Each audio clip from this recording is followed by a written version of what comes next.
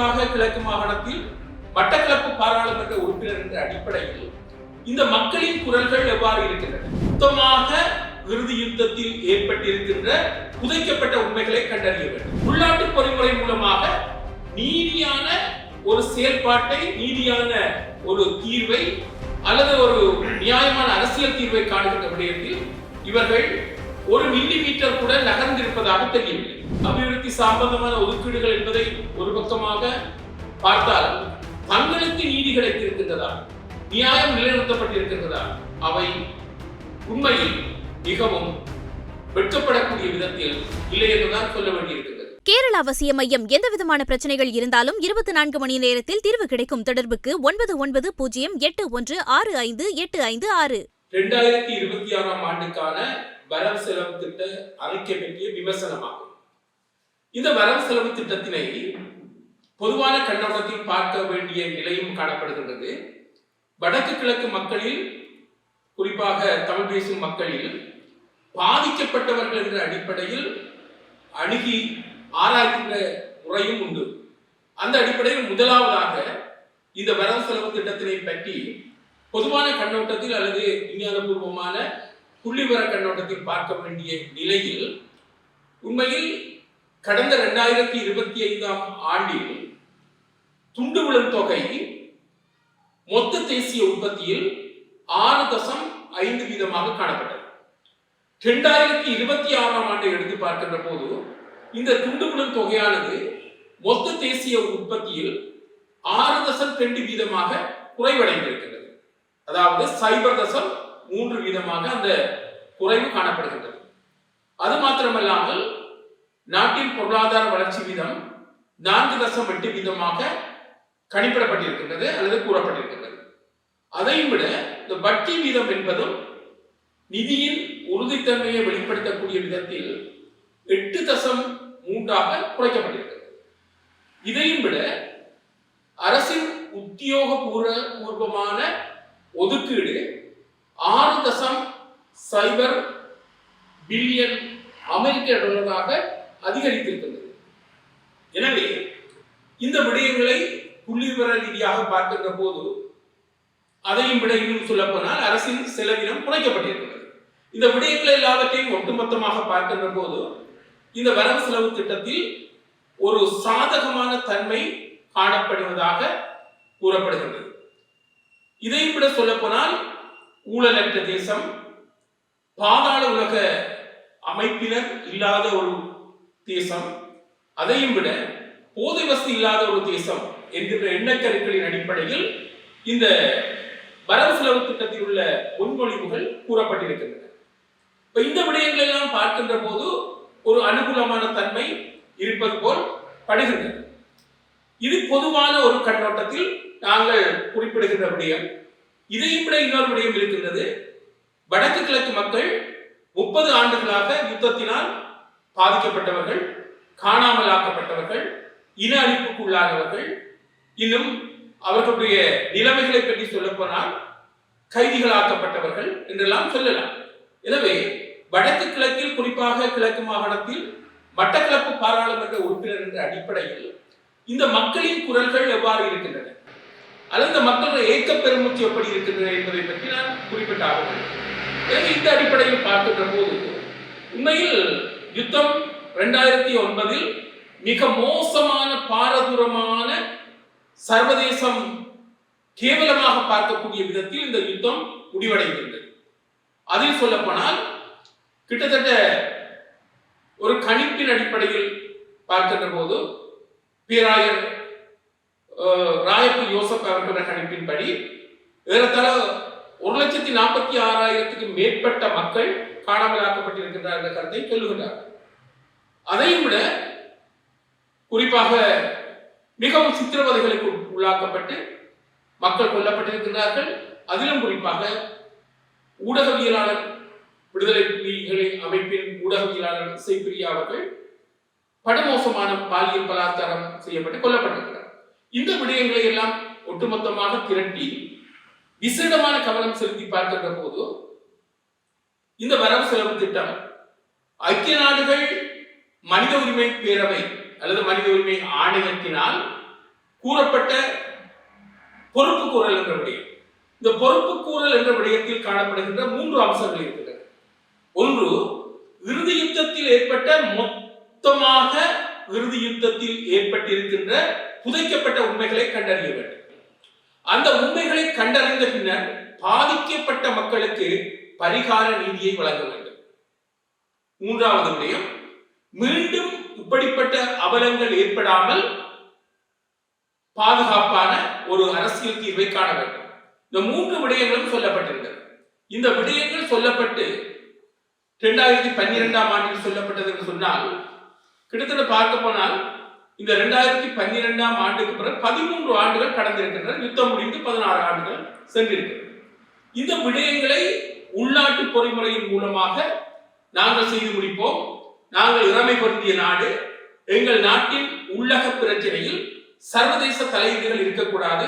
எங்களுக்கு நல்லொரு நீதி மேலாதிக்கம் உள்ள ஒரு நியாயத்துறை இருக்கின்றது, நீதித்துறை இருக்கின்றது என்ற அடிப்படையில் அவர்கள் சொல்லுகின்றார்கள். உள்நாட்டு பொறிமுறை மூலமாக இதற்கான தீர்வை காணலாம்.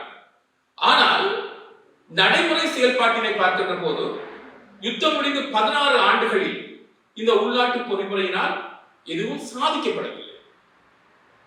சர்வதேச பொறிமுறையை விரும்பாதவர்கள் உள்நாட்டு பொறிமுறை மூலமாக நீதியான ஒரு செயல்பாட்டை, நீதியான ஒரு தீர்வை அல்லது உண்மைகளை கண்டறிகின்ற விடயத்தை அல்லது ஒரு நியாயமான அரசியல் தீர்வை காணுகின்ற விடயத்தில் இவர்கள் 1 மில்லிமீட்டர் கூட நகர்ந்திருப்பதாக தெரியவில்லை. எனவேதான் சொல்லுகிற விடயம் என்னவென்றால், வடக்கு கிழக்கு பாதிக்கப்பட்ட மக்கள் பார்வையில் அவர்கள் இந்த ஒதுக்கீடுகள், அபிவிருத்தி சம்பந்தமான ஒதுக்கீடுகள் என்பதை ஒரு பக்கமாக பார்த்தாலும் தங்களுக்கு நீதி கிடைத்திருக்கின்றதா, நியாயம் நிலைநிறுத்தப்பட்டிருக்கின்றதா, ஒரு பொறுப்பு குரல் நடந்திருக்கின்றதா, நியாயமான அரசியல் தீர்வு முன்வைக்கப்பட்டிருக்கிறதா என்று பார்க்கின்ற போது அவை உண்மையில் மிகவும் வெட்கப்படக்கூடிய விதத்தில் இல்லை என்றுதான் சொல்ல வேண்டியிருக்கிறது. எனவேதான் வடக்கு கிழக்கு மக்களின் பார்வையில் இந்த வரவு செலவு திட்டத்தில் அவர்கள் திருப்தி அடையவில்லை என்றுதான் சொல்ல வேண்டும். இருந்தாலும் பொதுவான பார்வையில் சில முன்னேற்றகரமான அம்சங்கள் இருக்கின்றன என்பதை நாங்கள் மறைக்காமல் சொல்ல விரும்புகின்றோம். எனவே நாங்கள் சொல்லக்கூடியது, வடக்கு கிழக்கு யுத்தத்தால் பாதிக்கப்பட்ட பிரதேசம், கூடுதலான முறையில் புறக்கணிக்கப்பட்ட பிரதேசம், அந்த பிரதேசத்துக்கு என்று விசேடமாக, அதாவது சொல்வார்கள், அடிபட்ட காயம் இருக்கின்ற இடத்தில் தான் மருந்து கட்ட வேண்டும் என்று சொல்வார்கள். காயம் இல்லாத இடங்களில் மருந்துகளை அதிகமாக கட்டுவதை விட காயப்பட்ட இடங்களில் தான் கூடுதலான மருந்து கட்டப்பட வேண்டும் என்று சொல்வார்கள், அல்லது மருந்து அதற்கு போட வேண்டும் என்று சொல்வார்கள். அந்த அடிப்படையில் பார்க்கின்ற போது வடக்கு கிழக்குக்கென்று விசேடமான அதிகமான தொகைகள் எதுவும் வழங்கப்பட்டிருக்கின்றனவா என்று பார்த்தால் இல்லை. ஆனால் மட்டக்களப்பு மாவட்டத்தை எடுத்து பார்க்கும்போது நீண்ட காலமாக வெள்ளப்பெருக்குக்கு காரணமாக இருந்த அல்லது மக்களின் மாறி காலத்தில் ஏற்படுகின்ற அவலத்திற்கு காரணமாக இருந்த கிரான் பாலத்தின் ஆரம்ப கட்ட வேலை நடைபெறும் என்கின்ற விடயம் ஒரு ஆறுதல் பரிசாக இருக்கின்றது. அதையும் விட பதுளை வீதியில் ஹித்துல், அடுத்ததாக உருகாம், இந்த 2 குளங்களை இணைத்து முந்தானை ஆற்றிலிருந்து வருகின்ற நீரை விரயமாக்காமல் சேகரிக்க வேண்டும் என்கின்ற ஆரம்ப கட்ட வேலைக்கான நிதி ஒதுக்கப்பட்டிருக்கின்றது. இதையும் விட குடிநீர் திட்டம் பற்றிய விடயங்களை கூறப்பட்டிருக்கிறது. அது பொதுவான ஒரு நிதி ஒதுக்கீடாக இருக்கின்றது. பெண்டுகள் சேனை பாலம் என்கின்ற விடயமும் சொல்லப்பட்டிருக்கின்றது. அதை விட வாழைச்சேனை மீனவர்களுக்கான ஜெட்டி என்கின்ற விடயம் சொல்லப்பட்டிருக்கின்றது. சொல்லப்போனால் இந்த விடயங்கள் கூறப்பட்டிருந்தாலும் மக்களின் எதிர்பார்ப்புகளுக்கு ஏற்ற விதத்தில் இவை இல்லை.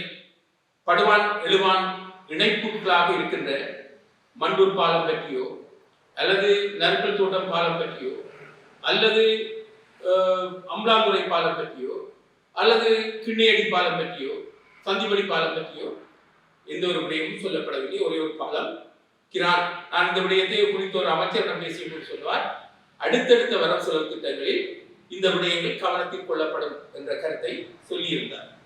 எனவேதான் வடக்கு கிழக்கு மக்களின் ஏக்கம், பெருமூச்சு, எதிர்பார்ப்பு என்பவற்றை இந்த வரவு செலவு திட்டம் திருப்தி வேண்டிய விதத்தில் நிறைவேற்றவில்லை. இருந்தாலும் யானை பசிக்கு சோளம்பொரி என்ற அடிப்படையில் சில விடயங்கள் செய்யப்பட்டிருக்கின்றன என்ற விடயத்தை கூறிக்கொள்ள விரும்புகின்றேன். அதேவேளை மக்களின் குரல்களை எடுத்து பார்க்கின்ற போது இந்த காட்டு யானையின் அட்டகாசம், அந்த யானைகள் இப்போது கிராமங்கள் நகரங்களில் நடமாடிக் கொண்டிருக்கின்றன. எனவே இந்த யானைகளுக்குரிய பரிகாரம், அச்சத்தோடு மக்கள் வாழ்கின்ற ஒரு நிலைமை காணப்படுகின்றது.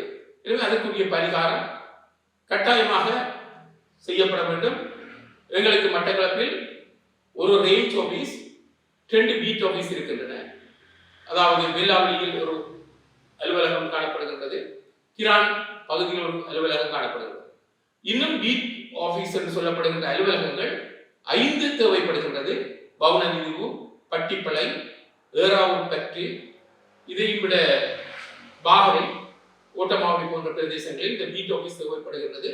பணியாளர்கள் என்ற அடிப்படையில் பார்க்கின்ற போது 5க்கும் 9 அடிப்படையில் பார்த்தாலும் 50-45 பணியாளர்கள் தேவைப்படுகின்றன.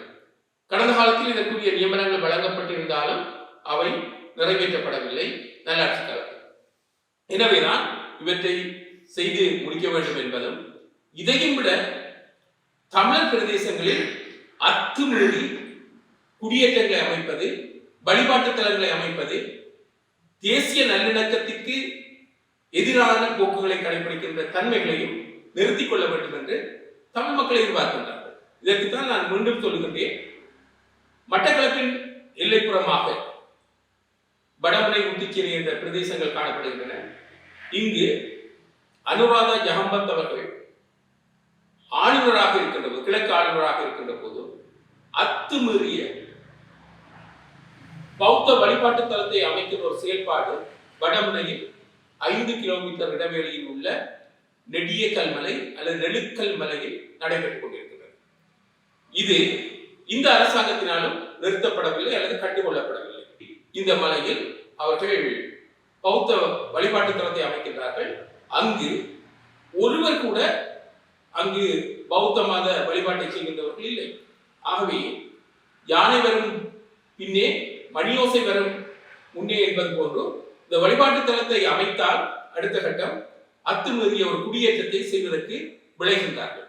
ஆகவே இந்த விடயம் என்பது குருந்தூர் மலை, வெடுக்கினாரி மலை, தையிட்டி விகாரை, மயிலத்தமடு மாதவனை, குசலான மலை போன்ற அந்த இடங்களில் நடைபெற்ற ஒரு சம்பவத்தை போன்று இருக்கின்றது.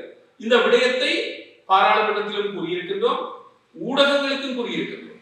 எனவே இந்த விடயங்களை கருத்தில் கொண்டு அரசாங்கம், இந்த தேசிய மக்கள் சக்தி அரசாங்கம் சமத்துவமாக எல்லோரையும் கவனிப்பதாக சொல்கின்ற அரசாங்கம் நடவடிக்கை எடுக்க வேண்டும். இதையும் விட சொல்லப்போனால் இந்த தொல்லியல் திணைக்களம் என்கின்ற விடயம் இருக்கிறது. தொல்லியல் ஆணைக்குழு அமைக்கப்பட்டிருக்கு. மஹிந்த ராஜபக்ச காலத்திலும் 17 உறுப்பினர்களை போட்டார்கள். அவர்கள் அனைவரும் சிங்கள பௌத்தர்களாக, பௌத்த துறவிகளாக இருந்தார்கள். அதே போன்றுதான் இவர்களும் தொல்லியல் ஆணைக்குழுவை அமைத்திருக்கின்றார்கள். அதில் முழுக்க முழுக்க பௌத்தர்களாக இருக்கின்றார்கள். இது மஹிந்த ராஜபக்ச அவர்களின் பாணியை ஒத்ததாக இருக்கின்றது. இதுவும் கண்டிக்கத்தக்க விடயம், மாற்றங்களை ஏற்படுத்த வேண்டிய ஒரு விடயமாக இருக்கின்றது. ஒரு பௌத்த குரு, மிகுந்தலை பௌத்த குரு ஒரு கருத்தை சொல்லியிருக்கின்றார். இந்த குருந்தூர் மலையில் பௌத்த இடிபாட்டின் எச்ச சத்தியங்களை கொண்டு அங்கே பரவலாக விதைத்துவிட்டு பின்னர் அந்த இடத்தில் பௌத்த இடிபாடுகள் இருக்கின்றது என்று சொல்லிவிட்டு விகாரைகளை அமைக்கின்ற ஒரு போலியான செயற்பாடு இருப்பதாக ஒரு பௌத்த குரு சொல்லியிருக்கிறார். ஆகவே இந்த நியாயமான கருத்தை நாங்கள் வரவேற்கின்றோம். அதே போன்றுதான் அந்த இடிபாடுகளை காட்டாமலே நெடியகல் மலையில் அவர்கள் அந்த ஆலயத்தை, பௌத்த ஆலயத்தை கட்டி எழுப்புகின்றார்கள். இது எதிர்வரும் காலத்தில் ஒரு பிரச்சனையை உருவாக்கக்கூடிய ஒரு விடயமாக இருக்கின்றது. எனவே ஜனாதிபதி அவர்களிடமும் பௌத்த சாசன அமைக்கிடமும் நாங்கள் இதனை முறையிட விரும்புகின்றோம். இப்போது முதல் காலத்தில் பௌத்த சாசன அமைச்சு, இந்து கலாச்சார அமைச்சு, இஸ்லாமிய விவகார அமைச்சு, கிறிஸ்தவ விவகார அமைச்சு என்று 4 அமைச்சுகள் காணப்பட்டன. இப்போது இருப்பது ஒரே ஒரு அமைச்சு, பௌத்த சாசன அமைச்சு தான் இருக்கிறது. இதற்கு ஒரு பிரதி அமைச்சர் சகோதர இஸ்லாமிய சமூகத்தைச் சேர்ந்தவராக இருக்கின்றார். பார்க்கின்ற போது ஒரு சமத்துவமான நாட்டில் மதசார்பற்ற முறையில் அரசியல் யாப்பு காணப்பட வேண்டும். ஆனால் இங்கு பௌத்த சாசன அமைச்சு இருக்கின்றது. இந்து விவகாரம், கிறிஸ்தவ விவகாரம், இஸ்லாமிய விவகாரம் சம்பந்தமான அமைச்சுகள் இங்கு இல்லை. ஆகவே இதுவும் ஒரு நம்பிக்கை இனத்தை ஏற்படுத்துகின்ற ஒரு விடயமாக இருக்கிறது. நல்லாட்சி காலத்தில் குறைபாடுகள் இருந்தன. இருந்தாலும் இந்த 4 மதங்களையும் ஏதோ ஒரு வகையில் திருப்திப்படுத்தக்கூடிய வகையில் இந்த 4 அமைச்சுகள் காணப்பட்டன. அல்லது ஒன்றும் தேவையில்லை, மதசார்பற்ற நாடு என்ற அடிப்படையில் எந்த மதத்துக்கும் அமைச்சு இல்லாமல் செய்துவிட்டால் கூட பரவாயில்லை. ஆகவே ஒரு பக்க நியாயம், ஒரு பக்க கோடல் என்ற அடிப்படையில் இப்படியான அமைச்சுகளை ஒரு திசை பக்கமாக வைத்திருப்பதும், இந்த நாடு சிங்கள பௌத்த நாடு என்று எஸ்.டபிள்யூ.ஆர். பண்டாரநாயக்கா, ஸ்ரீமாவ பண்டாரநாயக்கா, மஹிந்த ராஜபக்ஷ, கோத்தபாய ராஜபக்ஷ போன்றவர்கள் சொல்லுகின்றார்கள், சொன்னார்கள். ஆகவே அதற்கு ஏற்றால் போல் இந்த பௌத்த சாசன அமைச்சு ஏற்படுத்தப்பட்டிருக்கின்றது. மத சார்பற்ற, மொழி சார்பற்ற, இனம் சார்பற்ற ஒரு அரசியல் யாப்பு தான் நம்பகமாக இருக்க முடியும். ஒரு மதத்துக்கு பின்னால் அரசியல் யாப்பு சாய்ந்து சரிந்து போகுமாக இருந்தால் ஏனைய இன மக்களின் நம்பிக்கையை இழந்து போவதற்குரிய வாய்ப்பு இருக்கின்றது. இதை விட கொடிய யுத்தத்தில் பாலியல் பலாத்காரத்தில் ஈடுபட்டவர்கள் அல்லது பெண்களை பாதித்தவர்கள் யார் என்பதை ஃபீல்ட் மார்ஷல் சரத் பொன்சேகா அவர்கள் சொல்லியிருக்கிறார். அதில் அபிலஹிந்த விதாரண என்பவர் அந்த பாலியல் பாதிப்பை ஏற்படுத்தியவர் என்றும், அதே போன்று வெள்ளக்கொடி விவகாரத்தில் சரணடைய வந்தவர்களை கோத்தாவின் ஆணைக்கு அமைவாக கொல்லப்பட்டதாக கூறப்படுகின்றது. அதிலும் சவேந்திர சில்வா அவர்களை குறிப்பிடுகின்றார். எனவே இந்த விடயங்களில் உங்களுடைய உள்நாட்டு பொறிமுறை என்ன செய்கின்றது? சாட்சியம் தானாக கிடைக்கின்றது.